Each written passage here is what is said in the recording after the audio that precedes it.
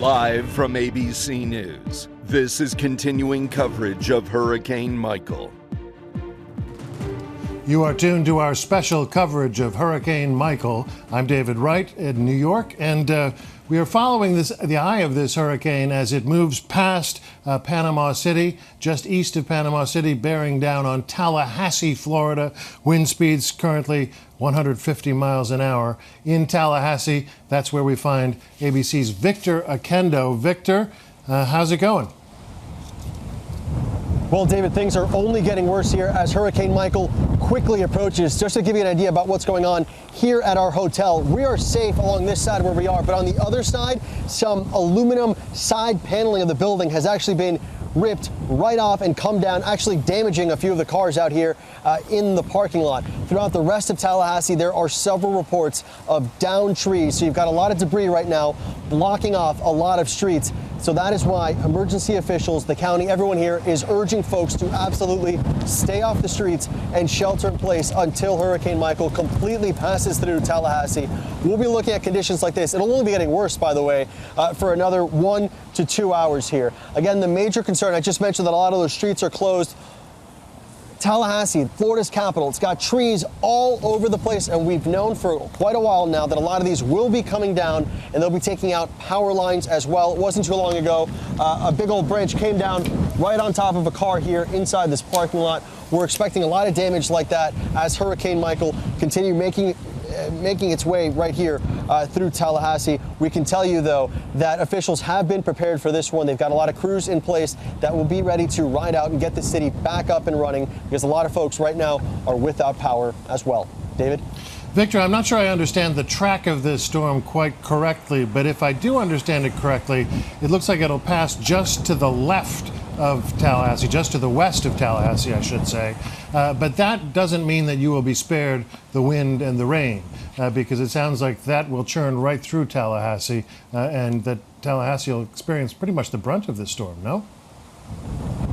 That's what we're seeing right now, David. It does look like the storm is going to be to the west of us, but that also puts Tallahassee on that dirty side of the storm. There's still a chance here that we could see some tornadoes. We'll be looking at, strong wind gusts, just like this one that we're starting to feel right now. They've been much stronger than this just within the past 20 minutes or so as well. We'll be in the thick of things here for quite some time, but we won't get, the eye wall will not be passing directly over Tallahassee. So you'll be spared the eye, but the brunt of the storm, the dirty edge of the storm, as you called it there, will pass right over Tallahassee with those powerful winds, which still have not dissipated from when they hit the shore. 155 miles an hour when they hit the shore. Let's look at the power of those winds. This is a rooftop right in Panama City, and just look at entire homes have been swept away there. These are homes that are built to withstand hurricanes, but you can see the devastation. That, I believe, is from Tessa Talacaro. I thought that was Ginger Z's footage. I'm sorry. But basically wreckage left in the wake of this storm. Those winds will be almost as powerful when they hit Tallahassee. That's what's so impressive about this storm, David, is that it's just moving so quickly that we'll still be feeling those strong hurricane force winds. Usually once these hurricanes hit land, they slow down substantially, but Hurricane Michael is such a fast mover. We're seeing it happen right now. Take a look, this rain, another strong band coming through right now as these winds really start to pick up. We've felt stronger ones than this, where it really almost just takes you right off your feet, but we'll be feeling this in Tallahassee for quite some time right now. Again, officials have been warning people for hours now, telling them that if they did not evacuate, that if they did not leave their homes, it is way too late at this point. You need to shelter in place. This is the third most powerful storm ever to hit the United States, the most powerful storm in 50 years since Hurricane Camille. Emergency crews have been bracing for this, but as this storm barrels through the south, one has to wonder if the entire southern United States are fully prepared. They don't usually, Florida, where you are, they're used to hurricanes, not so much in some of the states farther to the north. That's right, David. But just to give you an idea of what officials are saying about this storm hitting Tallahassee, they, in a press conference recently, said that Tallahassee has not seen a storm like this in more than 100 years. Now, we got to Tallahassee yesterday afternoon. We drove through much of this town, and we've got to tell you, it didn't feel like a city that was on edge, a city that felt like there was an incoming powerful storm like this one. Just to give you an idea, we only found one store owner who was boarding up his music supply store, and he told us he's lived here his entire life. And the last time that he boarded up the shop was actually in the 80s. Now, there was Hurricane Hermine 2 years ago. That was a Category 1, though. That managed to do a ton of damage here. Obviously, Hurricane Michael, a much different beast. ABC's Victor Oquendo in Tallahassee. Thank you very much, Victor. Stay dry as best you can. Let's turn now to Sam Champion. He is in Miami in the Weather Center there. Sam, you and I have been talking about the track of this storm, how it is basically barreling through the south like a bowling ball. Yeah. Still at, 14, 15 miles an hour, still have winds at about 140 miles an hour. And this storm has no connection. The center of this storm, the circulation, no connection to water. So we have a lot of impact still to go with this storm. This is going to be a long, all the way into late Thursday night into Friday to get rid of and not be talking about this storm any longer. We'll start with the fact that we have flood warnings out in Pensacola right now. They've had 7 inches of rain. They could have an additional 4 inches of rain. So that is even on the softer side of the storm, if you will. And we still have the center of this storm kind of moving over I-10. Now, I-10 is the highway that runs right through the Panhandle and takes you either toward New Orleans or toward Jacksonville, depending on the direction you're going.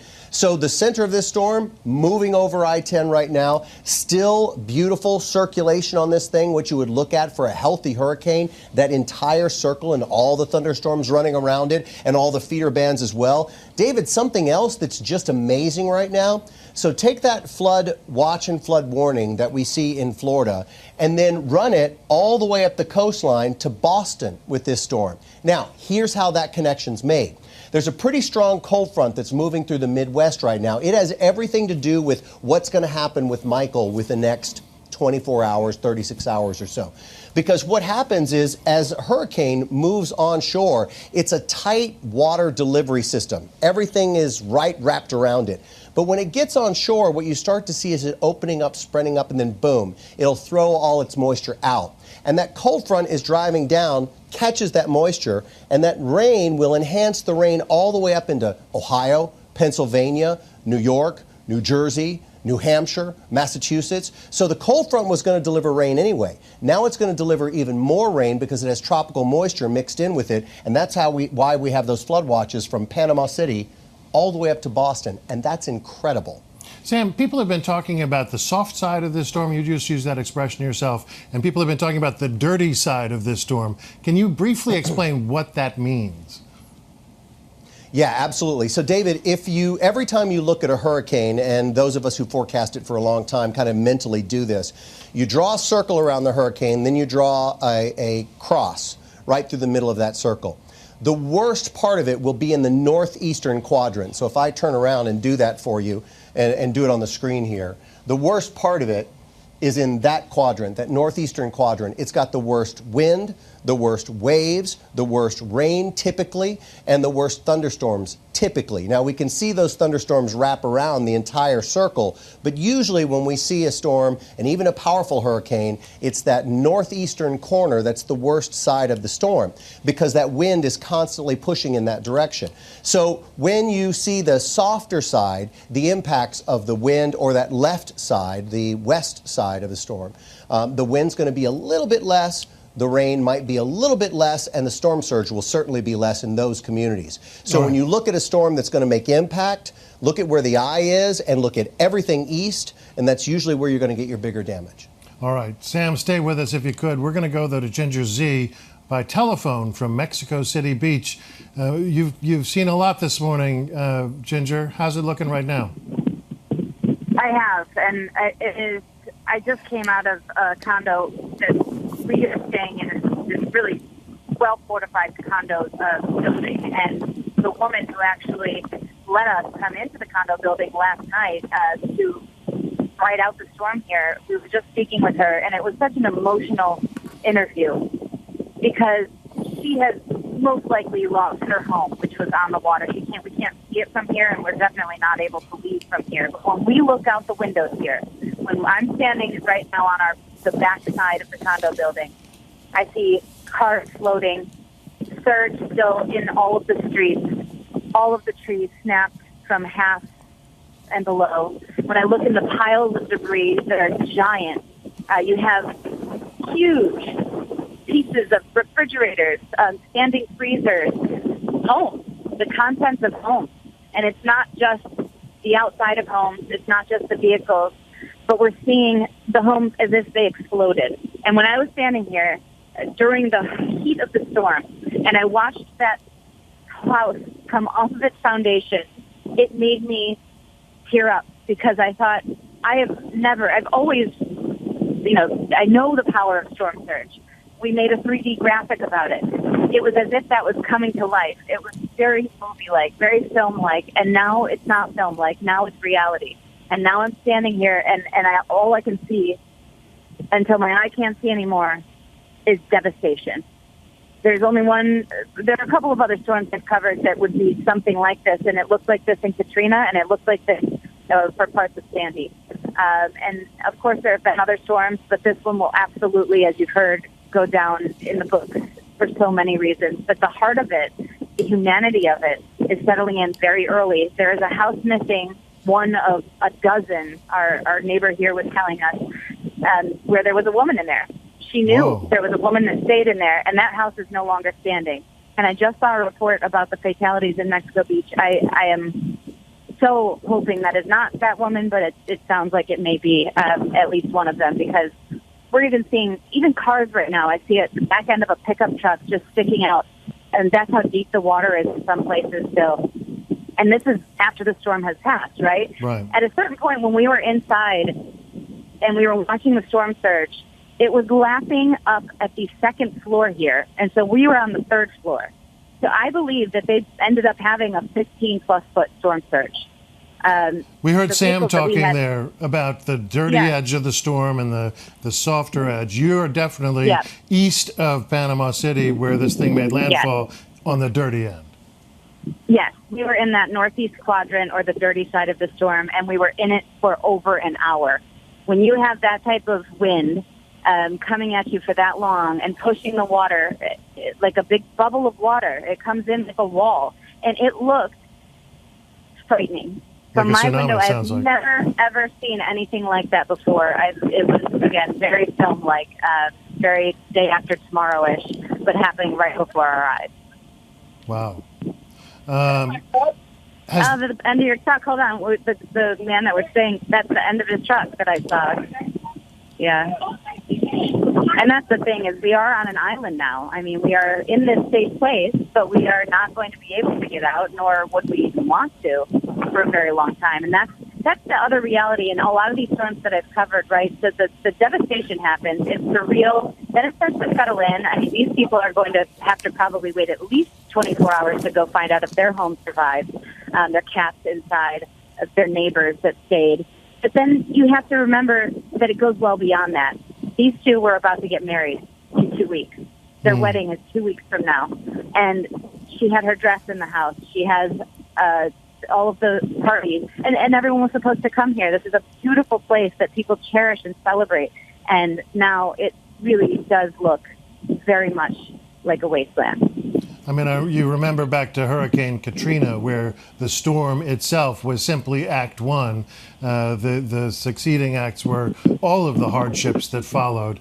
It sounds like we may expect, under very different circumstances, but may expect some of the same outcomes in this case. Yeah, and it's so unfortunate to see already, because a lot of times it takes a little while to get to that human part, and I end up as a scientist.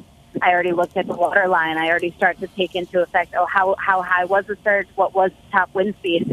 I haven't checked any of that, because we were a part of it now. And you get a real feel for what these people are going through. And then putting myself in their place of not knowing, of having no idea if their neighbors are alive. I can tell you right now, when I see the shambles, that I just moved over a little farther, it is just, I mean, those are definitely what were homes. And it's twice as many as I saw earlier. It's just unbelievable. It is very easy to get caught up in the drama of the pictures of the wind ripping the tops off of buildings and buzzing through palm trees, as we see there. But as you're very right to point out, that the human toll is really the real story here. Let's turn, thank you so much, Ginger.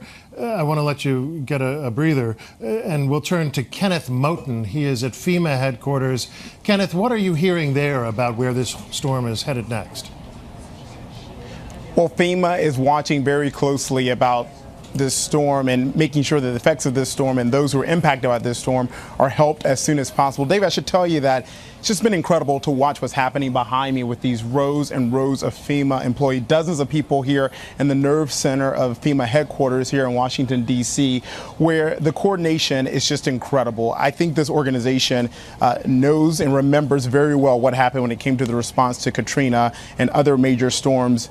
And since then, the coordination efforts has just been incredible, with FEMA working with a number of federal agencies and NOAA as well to make sure that they have a real-time response and making sure that they are talking with state and local officials. And so inside this room right here, inside this nerve center, I can't, and if you're wondering why I can't really show you or zoom into a lot of the monitors, that's because they've asked us not to, because these folks here behind me are doing some very important work. And number one, we want to make sure that we're not impacting that or interfering with that as well. But I can tell you that they've got a number of monitors that are up inside this room that have up certain news networks as well, to make sure that they're monitoring to see what those cameras are seeing. So they've got a network of TVs watching the networks. We've also seen a number of monitors that have data up, talks about stating what resources are where to really help states like Florida, Georgia, Alabama, into the Carolinas that are really going to feel the impacts and already feeling the impacts of this storm.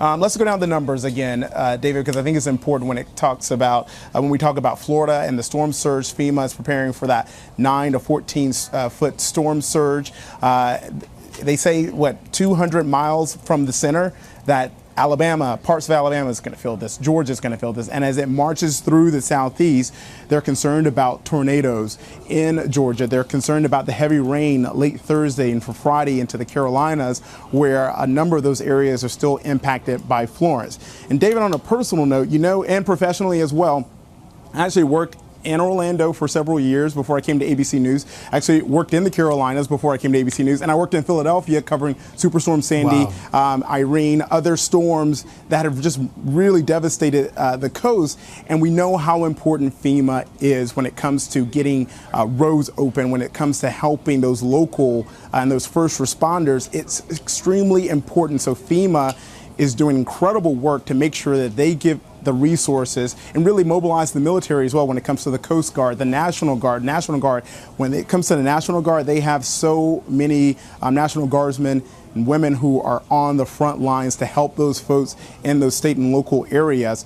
And so we know from covering those storms how important the federal side of this is, and states of emergency in Florida, Georgia, and Alabama as well, so they can get those federal resources as soon as possible. So what you see happening behind me is just an incredible effort. And yes, while the craziness is happening when you go to Ginger and Rob, I have seen so much activity behind me here, so many people moving around. There have been conference calls, there have been interagency calls that have been happening. These folks are working, David, and it's just incredible to see. And as you point out, Kenneth, they not only have to deal with the immediate aftermath, the crisis points created by those storms as they move through the region, but also with the long-term aftermath of actually helping people to build their lives back up. And David, remember, there are a number of FEMA workers who are still in the Carolinas because of Florence. We saw so many rivers that have just obviously so much above a flood stage that just devastated areas like Conway, like Myrtle Beach, into North Carolina, where we see those areas that are still feeling the impacts of Florence just, a month ago. And so when it came to this storm, this fast-moving storm, there's been a lot of talk as well about those who didn't evacuate in time. I asked the deputy administrator earlier about obviously FEMA being aware that there were some people who just didn't have the means to get out because they wanted people to heed the warnings, get out as quickly as possible, but there were those who just couldn't stay there. And so the worry is, what about those people who are still there? You heard me mention some of the numbers earlier.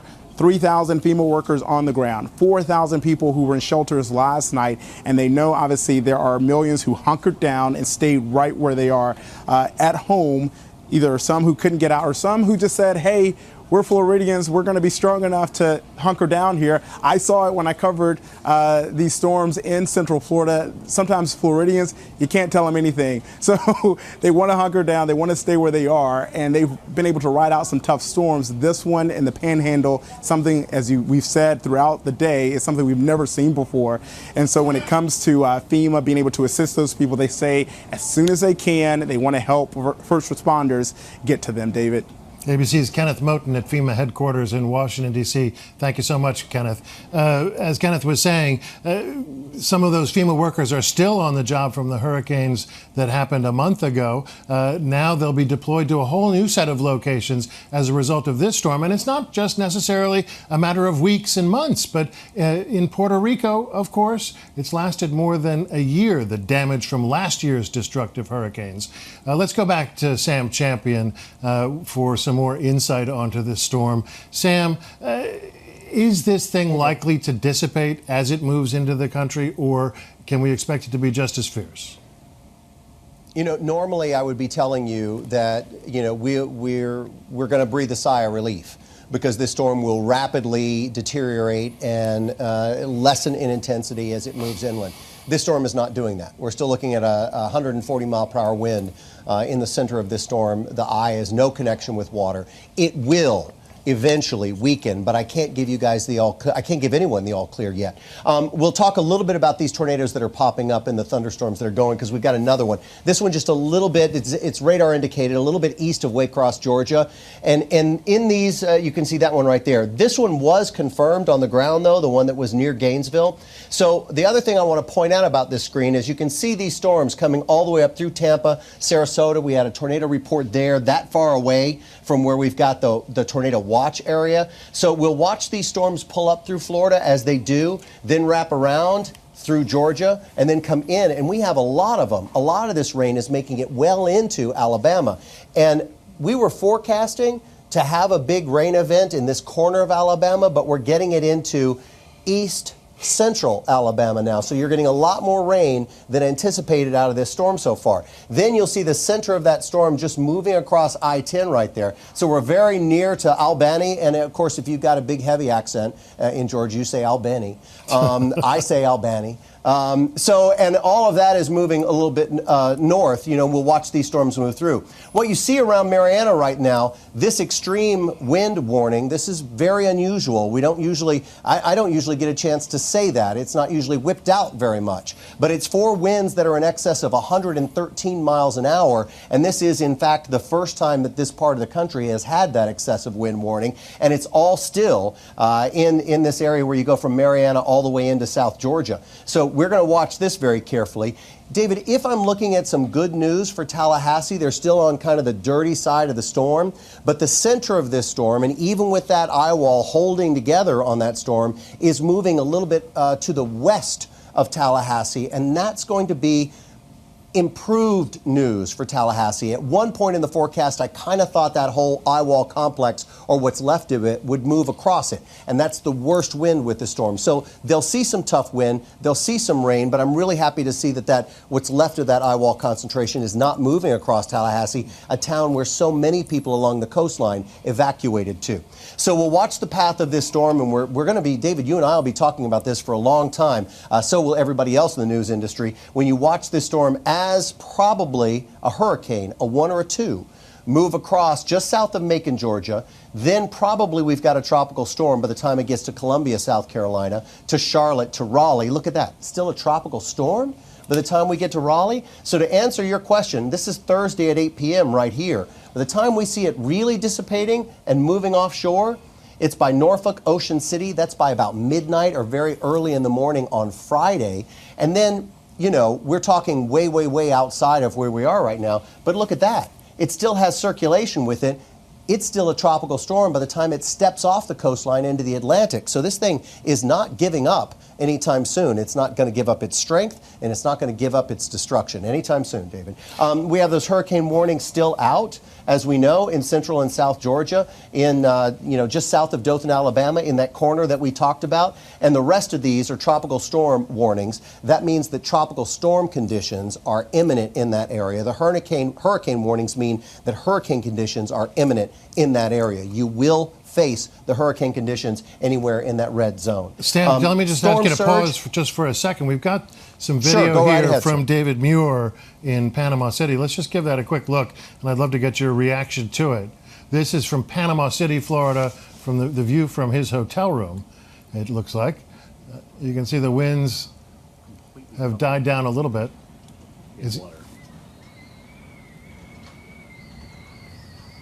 Yeah, look at what's stuck on the glass there. You know, you really know that you're in that blender of a storm when you see that debris stuck onto the glass of the windows and not going anywhere. It's incredible. I think David is talking there. It looks like a short film loop, so let's give him a chance to narrate what we're seeing here. Actually see just the stunning amount of damage. I mean, it's almost apocalyptic. Those are the roads, the streets surrounding the hotel, completely covered in water. An eerie scene there. Sam, this is a scene that is likely to be repeated all across the southern United States through a swath right up the middle in that alley there. And in parts of the South, as you've pointed out, where they don't normally see hurricanes as they do on the Florida coast. Yeah, and you know, you could hear where David was talking, that howling, whistling wind.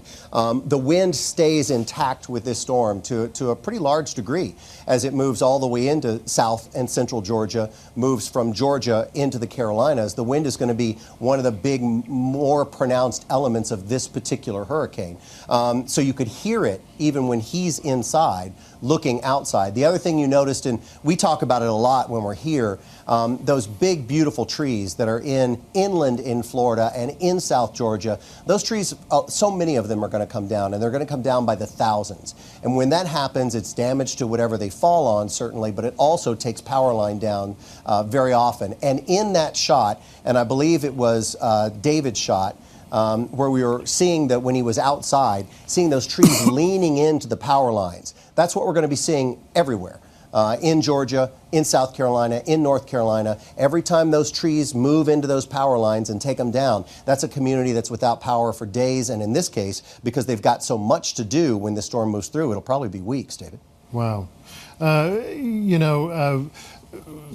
I'm, again, not familiar with the track that these things normally take, but am I correct in thinking that to the extent that the Carolinas experience massive hurricanes on a yearly basis, are they normally coming from a different place than this one?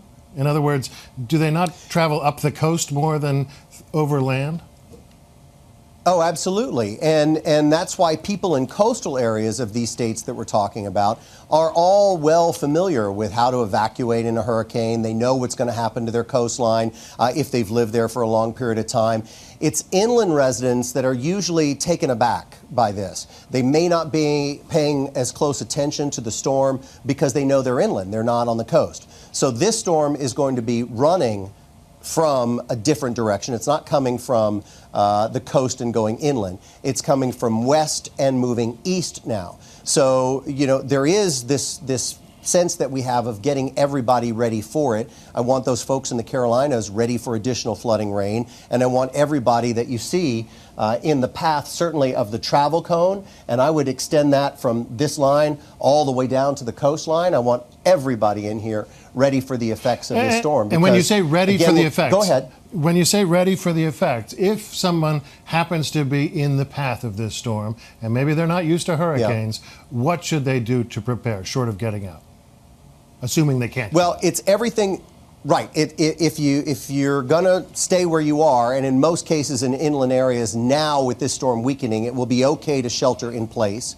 But if your local authorities believe that you need to evacuate and they come and tell you to evacuate, or they put it on the screen and they say evacuate, evacuate, because inland flooding is still a concern with this storm if it can dump 6 to 10 inches of rain, and it can easily. So water and floodwaters, rainwater, may force some people to evacuate. But for most people now who are inland of this storm, they'll be sheltering in place. And for that's why we tell everybody to pack up that food, that dried food or the canned food, keep it in the house. People in these areas should have a pantry ready to go for storms, because any garden variety thunderstorm can take power down. This will be be long lasting. So you need to have a water supply, and that's normally about a gallon of water per person for a day. You know, you have to think about that. The dried food, the batteries, the way to charge your phone, all of that. So I want everybody thinking of that. And the other thing I need them, we like you having a weather radio, we like you having your cell phone and being able to look at it, because if a warning comes out on one of these thunderstorms, like a tornado warning, that is something that no one's really thinking about.